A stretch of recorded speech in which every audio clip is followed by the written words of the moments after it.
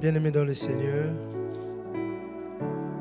de partout où vous nous suivez, nous vous saluons dans le merveilleux nom de notre Seigneur et Sauveur Jésus-Christ, lui qui permet qu'en ce vendredi après-midi, nous puissions tenir notre réunion d'intercession. Nous profitons de l'occasion pour dire merci à notre papa, le docteur Marcel, pour le choix porté à notre personne. Bien, mais avant de nous demander d'ouvrir nos Bibles et de partager la parole de Dieu, j'aimerais nous inviter d'abord à prendre un petit temps de louange et adoration. Dans nos maisons, là où nous sommes, nous allons sous cet instrumental dire à Dieu qu'il est bon, dire à Dieu qu'il est merveilleux, bénir le nom du Seigneur, lui qui nous donne la vie, lui qui nous donne la force, lui qui nous donne le mouvement. Il est écrit que l'homme n'est pas maître de son souffle ni pour le retenir. Il est encore écrit que tous ceux qui respirent louent l'Éternel. Tu nous suis parce que Dieu te donne la vie. Est-ce que là où tu es, tu ne peux pas élever la voix? Bénis ce Dieu qui te donne la vie. Lui dis, Seigneur, tu es bon. Seigneur, tu es merveilleux. Toi qui nous vis dans ta présence. Ce n'est pas un hasard que Dieu te choisit dans ce programme de vendredi après-midi. Il a un plan merveilleux pour ta vie. Là où tu es, élève la voix. Bénis ce nom, c'est Dieu. Alléluia. Seigneur notre Père, notre Dieu, nous venons encore à toi pour t'exprimer toute notre reconnaissance. Il est écrit que tous ceux qui respirent louent l'Éternel. Oui, quelqu'un dit, heureux celui que l'Éternel choisit dans sa présence. Et Asaph dit, m'approcher de l'Éternel, c'est mon bien. Merci parce qu'au Dieu, en cet après-midi, oh Dieu, tu nous veux dans ta présence. Oui, Seigneur, c'est pour nous faire du bien que tu nous as choisis. C'est pour, oh Dieu, essuyer les larmes. Seigneur, c'est pour, oh Dieu, répondre à nos préoccupations. C'est pour, oh Dieu, exaucer à nos requêtes, oh Dieu. Voilà pourquoi, Seigneur, nous te sommes infiniment reconnaissants. Voilà pourquoi nous disons que, Seigneur, tu es bon. Et ta bonté dira toujours. Ta bonté se renouvelle tout le matin, oh Dieu. Sois élevé, sois glorifié. Toi, l'Éternel, notre Dieu. Toi, l'Éternel qui nous sauve. Toi, l'Éternel qui nous guérit. Toi, l'Éternel qui ouvre le porte, oh Dieu. Rien n'est impossible à toi.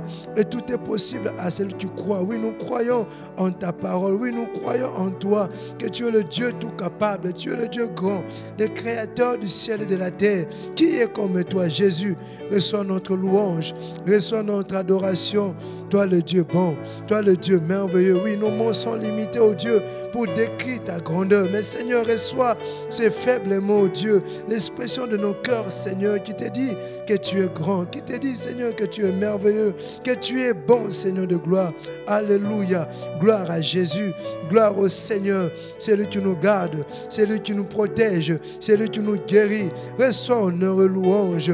Alléluia. Oui, les gens avaient prédit, Seigneur, le pire en Afrique.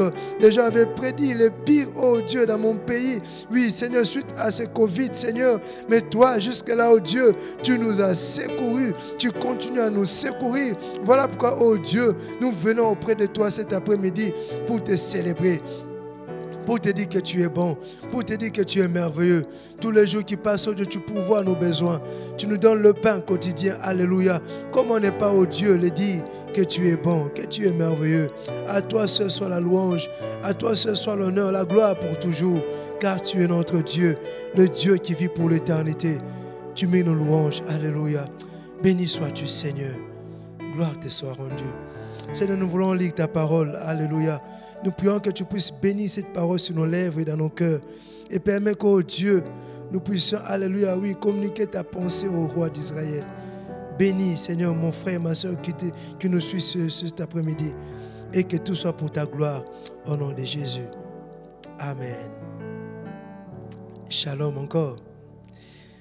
Bien-aimés, je nous demande d'ouvrir nos Bibles dans le livre de Matthieu, chapitre 24. Versets 3 à 15. Il s'assit sur la montagne des Oliviers et les disciples vinrent en particulier lui poser cette question. Dis-nous, quand cela arrivera-t-il et quel sera le signe de ton avènement et de la fin du monde? Jésus leur répondit, prenez garde que personne ne vous séduise. Car plusieurs viendront sous mon nom, disant, c'est moi qui suis le Christ, et ils séduiront beaucoup de gens. Vous entendrez parler de guerre et des bruits de guerre. Gardez-vous d'être troublés, car il faut que ces choses arrivent. Mais ce ne sera pas encore la fin. Une nation s'élèvera contre une autre nation, un royaume contre un autre royaume. Il y aura en divers lieux des famines, des tremblements de terre. Tout cela ne sera que le commencement de douleur. Alors on vous livrera au tourment et l'on vous fera mourir et vous serez haïs de toutes les nations à cause de mon nom. Alors aussi plusieurs succomberont et ils se trahiront et se haïront les uns les autres. Plusieurs faux prophètes se lèveront et séduiront beaucoup de gens. Et parce que l'iniquité ne sera accrue, l'amour du plus grand nombre se refroidira. Mais celui qui persévérera jusqu'à la fin sera sauvé. Cette bonne nouvelle du royaume sera prêchée dans tout le monde entier pour servir de témoignage à toutes les nations. Alors viendra la fin. Amen. Bien-aimés, dans ce premier livre du Nouveau Testament, Jésus est reconnu comme le roi promis. L'auteur commence par rappeler la généalogie du Messie qui remonte du temps d'Abraham, le père de la nation juive, en passant par David, le grand roi d'Israël. L'Évangile souligne plusieurs faits marquants de la divinité de Christ. Nous voyons Jésus faire preuve d'une autorité royale. Il chasse les mauvais esprits, il guérit les malades, il rend la vue aux aveugles. Toujours dans cet évangile, nous découvrons une expression qui revient plusieurs fois. Il s'agit du royaume des cieux. Certains disent même que cette expression est revenue plus ou moins 22 fois dans cet évangile. Jésus parlait de son royaume, il parlait du royaume des cieux. Et c'est ainsi qu'au chapitre 24, à partir du verset 3, nous voyons les disciples poser à Jésus la question de savoir quel sera le signe de ton avènement et de la fin du monde. Oui, il a longtemps parlé de son royaume. Il a parlé de son retour auprès du Père et revenir encore pour prendre ses disciples. Et les disciples posent la question, quel sera le signe de ton avènement et même de la fin du monde? Et c'est comme ça que Jésus va répondre à cette question en donnant plusieurs signes. Et j'aimerais attirer notre attention sur le verset 12 et 13. Et parce que l'iniquité se sera accrue, l'amour du plus grand nombre se refroidira. Mais celui qui persévérera jusqu'à la fin sera sauvé. Ce soir, j'aimerais dire à quelqu'un de persévérer. J'aimerais inviter quelqu'un à conjuguer ce verbe, le verbe persévérer. Persévérer dans la charité, persévérer dans la foi, persévérer dans la prière, persévérer dans la méditation, persévérer dans la vie de sainteté. Et tout cela, c'est pour être sauvé. Le salut est dans la persévérance. Le salut n'est pas dans l'abandon. Ne t'arrête pas en chemin, mais il est plutôt question de persévérer. Bien aimé, ce passage de Matthieu 24 nous donne plusieurs informations, parmi lesquelles j'ai retenu deux. La première, c'est d'abord le signe précurseur du retour de Christ ou de la fin du monde. Et dans ce signe, nous voyons différents événements qui devront se passer avant son retour. Et aussi, nous voyons le comportement que les gens auront affiché dans ce temps de la fin. Et deuxièmement, l'information que je peux retenir, c'est l'attitude à adopter pour être sauvé. Bien, mais revenons à notre premier point sur le temps de la fin, les signes du temps de la fin. J'aimerais qu'on retienne que la fin du monde est bel et bien réelle. La fin n'est pas une utopie. La fin du monde est réelle parce que la Bible en parle. La fin du monde est réelle parce que de l'Ancien au Nouveau Testament, ces événements sont repris. La fin du monde est réelle parce que le prophète en a parlé. Jésus lui-même en a parlé. Les apôtres aussi ont parlé de la fin. Les événements qui sont passés avant nous et même les événements que nous sommes en train de suivre et même ceux qui arriveront confirment la thèse annoncée dans la Bible. Beaucoup pensent encore aujourd'hui que la fin du monde, c'est seulement lorsque quelqu'un meurt, mais ce n'est pas vrai. Parce que moi aussi, hier, j'avais cette compréhension que quand quelqu'un mourait, c'était fini pour lui. Mais je pense plutôt que la mort, c'est comme aller dans une salle d'attente pour attendre évidemment la fin réelle du monde. Et la Bible dit que pendant ce temps de la fin, il y aura beaucoup de choses. Les disciples ont demandé les signes. Et Jésus en donne quelques signes à partir du verset 5. Il dit, si je dois résumer, il parle de crise politique, il parle de crise sociale, il parle de l'iniquité, il parle de la méchanceté, il parle de la haine, il parle de la violence. Que ne voyons-nous pas aujourd'hui? Nous suivons tous à la télévision, à gauche et à droite, les violences verbales, violences physiques. Nous voyons le tribalisme battre son plein dans notre société. En toutes ces choses mises ensemble fera que l'amour d'un plus grand nombre refroidira. L'ensemble de ces choses, l'ensemble des crises économiques, des crises politiques, des crises sociales, des violences, fera que l'amour d'un plus grand nombre de chrétiens refroidira. La version Semeur dit, parce que le mal ne cessera de croître. Et c'est ce que nous vivons tous les jours.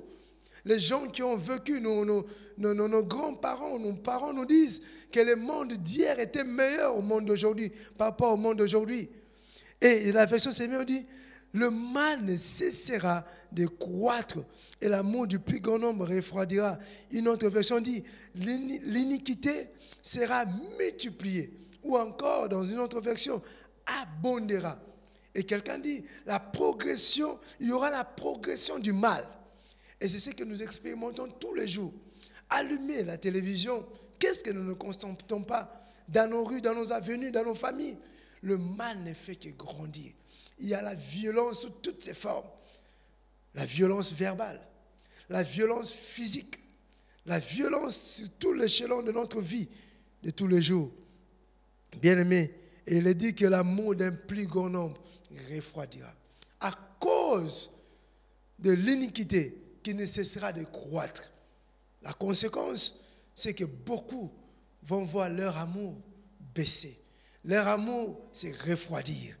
Raison pour laquelle il est temps de se poser la question de savoir quel est l'état de notre amour au jour d'aujourd'hui. Quel est l'état de ton amour pour Dieu? Quel est l'état de ton amour pour la parole de Dieu? Quel est l'état de ton amour pour la prière? Combien de fois nous lisons la Bible? Aujourd'hui, nous, à cause des sujets d'actualité, nous ne faisons que débattre sur des choses politiques et consorts. Beaucoup ne lisent même plus la Bible.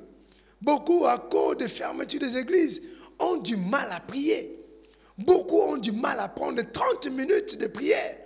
Beaucoup ont du mal à prendre ne fût-ce que 10 minutes. J'avais tantôt parlé de 30 minutes, mais on peut même le rabattre à 10 minutes. Combien de fois nous prions pendant la journée? Et combien de fois nous méditons la parole de Dieu? Est-ce que nous aimons encore Dieu? Est-ce que nous aimons encore Dieu comme les autres fois? Et Jésus dit qu'à cause de ces choses, à cause de différentes crises, il y aura l'amour d'un plus grand nombre qui va se refroidir. Est-ce le cas pour toi, bien-aimé dans le Seigneur? Est-ce le cas pour toi, ma soeur, mon frère? Quel est l'état de ton amour? Est-ce que tu pries combien de fois? Est-ce que tu médites encore la parole de Dieu? Es-tu plongé dans le tribalisme comme tout le monde? Es-tu plongé dans la violence comme tout le monde? Dans la haine comme tout le monde? À cause de positions, je ne sais de quoi, on tombe dans la violence. Cela n'est pas une bonne chose. Oui, nous parlons de l'amour, nous pouvons aussi parler de la foi. Jésus, dans Luc chapitre 18, verset 8, donnant une parabole pour nous encourager à prier sans relâche, il dit, est-ce que trouverai-je la foi sur la terre à mon retour? Il se pose la question s'il va trouver encore la foi à son retour. Pourquoi? Parce qu'il y aura différentes crises. Et ces crises-là vont provoquer plutôt l'abandon de la foi, l'abandon de l'amour, l'amour pour la prière, l'amour pour son prochain, l'amour pour Dieu, l'amour pour la parole de Dieu, l'amour pour la vie de sainteté. Est-ce le cas pour toi, ma soeur? Et Jésus donne la solution pour que l'amour ne puisse pas refroidir. Le verset 13 nous donne la solution. Il dit, celui qui persévérera jusqu'à la fin sera sauvé. Voilà, la solution est dans la persévérance. Le salut est dans la persévérance, comme nous l'avons dit tantôt. Nous sommes appelés à persévérer. Persévérer, c'est persister dans une action. C'est persister dans une attitude malgré les difficultés. Malgré le temps de crise, nous sommes appelés à persévérer. Nous sommes appelés à demeurer fermes dans cette action que nous sommes engagés. Eh bien, mais celui qui conjugue ces verbes, persévérer, démontre ou révèle dans son attitude quelques caractères. Premièrement, il démontre son identité. Il démontre son identité de chrétien. Il brandit qu'il est réellement chrétien. À cause des crises, il y aura beaucoup qui vont abandonner leur foi. Beaucoup vont abandonner leur amour. Mais celui qui va persévérer révélera qu'il est réellement chrétien. Bien aimé, celui qui va persévérer démontrera qu'il vise à quelque chose de plus meilleur que ce que nous avons ici-bas. Et ce qui est plus meilleur que ce que nous avons ici-bas, c'est le royaume des cieux. L'apôtre Paul dit dans 1 Corinthiens chapitre 15, verset 19, que si c'est pour des choses de ce monde que nous avons cru, nous sommes le plus malheureux. Nous avons cru aux choses plus meilleures que ce que nous sommes en train de vivre ici-bas, le royaume des cieux. Là où nous vivons dans la gloire éternelle. Voilà pourquoi, bien-aimés dans le Seigneur, il est important de persévérer. Et je nous invite ce soir à persévérer. Persévère dans l'amour. Persévère dans la prière. Persévère dans la charité. Persévère dans la foi. Persévère dans la méditation. Persévère dans la vie de sainteté. Persévère dans la communion fraternelle. Persévère dans les bonnes choses. Persévère. N'abandonne pas. Parce que le salut est dans la persévérance. Et ce soir, nous voulons prier. Et nous allons d'abord prier pour notre foi. Nous allons prier pour notre amour. C'est vrai, nous prions pour nos besoins de tous les jours. Mais ce soir, tu vas prier pour ta foi. Tu vas prier pour ton amour. Tu vas demander à Dieu de t'aider à rester ferme. De t'aider à persévérer. Persévérer dans son amour. Persévérer dans la foi. Que tu n'abandonnes pas la foi. Que tu n'abandonnes pas l'amour. Parce qu'il est écrit que l'amour d'un plus grand nombre refroidira. Tu vas dire à Dieu, Seigneur, je veux que mon amour pour toi reste intact. Je veux t'aimer plus que toute autre chose. Je veux aimer ta présence plus que toute autre chose. Et nous allons prier pour cela. Prendre du temps à dire à Dieu, Seigneur, garde-moi à toi. Garde-moi près de toi. Je ne veux pas abandonner la foi. Oui, aujourd'hui, peut-être que tu es là, tu te dis, oui, j'ai la foi, je ne quitterai pas. Mais on nous dit qu'il y aura des choses plus difficiles. Il y aura des crises. Il est important déjà de prier, de dire à Dieu, Seigneur, garde-moi à toi. Garde-moi près de toi. Peu importe ce qui va se passer. Peu importe les crises. Peu importe, je ne sais, la nature du conflit mondial. Mais moi, je veux rester fidèle à toi. Oh bien, mais il est important de prier comme ça là. Tu ne sais pas ce qu'un jour peut enfanter. Tu ne sais pas ce que te réserve demain. Mais aujourd'hui, tu peux prier pour dire à Dieu, Seigneur, je veux garder ce qui est plus important. L'amour, ton amour dans mon cœur. L'amour de Dieu. L'amour pour la parole. L'amour pour la prière. L'amour pour mon frère. L'amour pour les choses de Dieu. L'amour pour le royaume des cieux. Et je veux rester fidèle à toi. Alléluia. Bien-aimé, après, nous allons aussi prier pour nos besoins. Je sais que tu es dans le besoin. Je sais que tu as des besoins. Oui, tantôt nous avons dit qu'il y aura des crises. Mais Dieu nous donne la solution. Que dans différentes crises que nous connaîtrons, nous devons le soumettre au pied de la croix. Lui qui nous a créés, lui qui nous donne la vie, il prendra soin de nous. Premièrement, là où nous sommes, nous allons prier pour notre foi et pour notre amour. Pas seulement pour nous, mais aussi les membres de nos familles, nos enfants, notre partenaire. Que Dieu nous garde. Les membres de nos familles. Que Dieu garde son amour dans nos cœurs. Élevons nos voix bien-aimés là où nous sommes. Commençons déjà à prier le Seigneur. Alléluia. Oui, Seigneur, notre Père, notre Dieu, nous te bénissons. Nous te rendons grâce, au Dieu, parce que en cet après-midi, tu nous as voulu dans ta présence. Et tu nous as encore rappelé, oh Dieu, que nous sommes au temps de la fin. La fin du monde n'est pas une utopie. C'est quelque chose de réel. C'est réel parce que tu en parles, Seigneur. Voilà pourquoi, oh Dieu, tu nous as encore avertis qu'en ce temps, l'amour d'un plus grand nombre refroidira. Oui, ce soir, nous venons à toi. Ce soir, nous venons demander ta grâce. Nous venons au Dieu, au pied de la croix, demander ton secours. Demander ton aide, oh Dieu. Oui, qui pourra résister, oh Dieu, face à ces différentes crises? Si, Seigneur, c'est lui que tu soutiens au roi d'Israël. Voilà pourquoi nous venons auprès de toi, Seigneur. Demander ton appui. Demander ton soutien, demander ton secours. Oui, nous voulons, alléluia, que toi seul tu puisses nous garder fidèles à toi. Seigneur, n'est-ce pas que c'est toi qui crées dans l'homme le vouloir le faire? N'est-ce pas que tu as le cœur de l'homme dans ta main, Jésus? S'il te plaît, Seigneur mon Dieu, garde-moi fidèle à toi. Garde-moi dans ton amour, oh Dieu. Après avoir écouté cette parole, oh Dieu, j'ai besoin de te rester fidèle parce qu'il y a plus meilleur, oh Dieu, que ce que nous sommes en train de vivre ici-bas. Oui, c'est le royaume des cieux. Seigneur, s'il te plaît, garde-moi près de toi. J'ai besoin de te rester fidèle. Je ne veux pas quitter ta présence, oh Dieu. Je ne veux pas aller loin de toi, oh Dieu, à cause du manque d'argent, à cause, oh Dieu, des difficultés de temps présent, à cause, oh Dieu, de maladies, à cause, oh Dieu, de situations difficiles que nous sommes en train de traverser. Seigneur, je ne veux pas abandonner ton amour. Je ne veux pas abandonner la foi, Seigneur. Voilà pourquoi je te prie, oh Dieu, de moi-même je ne saurais, de moi-même je ne pourrais, oh Dieu, parce que tu le dis dans ta parole, que sans toi nous ne pourrons rien faire. Sans toi nous sommes foutus. Mais avec toi, oh Dieu, nous pourrons, alléluia, demeurer dans ton amour. Avec toi, oh Dieu, nous pourrons demeurer fermes dans la foi. Peu importe ce qui arrivera. Peu importe, oh Dieu, les difficultés. Oui, je me souviens encore d'Étienne. Malgré qu'on le lapidait, malgré qu'on le persécutait, mais il avait levé les yeux vers le ciel. Oui, Seigneur mon Dieu, il a gardé sa foi. Il a gardé son amour pour toi. Je me souviens des apôtres, oh Dieu, qui l'ont aussi fait,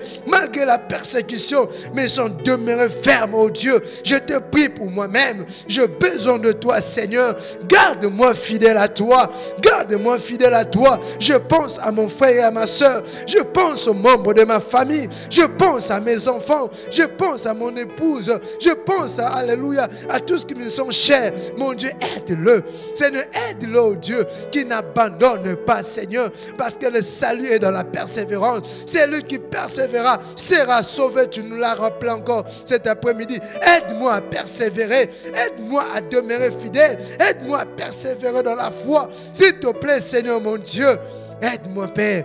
J'ai besoin de toi. Oui, mon frère, continue à prier ton Dieu. Tu es dans un besoin quelconque. C'est vendredi, jour d'intercession. Tu peux soumettre ces besoins à Dieu. Tu peux dire, Seigneur, c'est vrai, je veux rester fidèle à toi, mais vois tel besoin. Je m'attends à toi.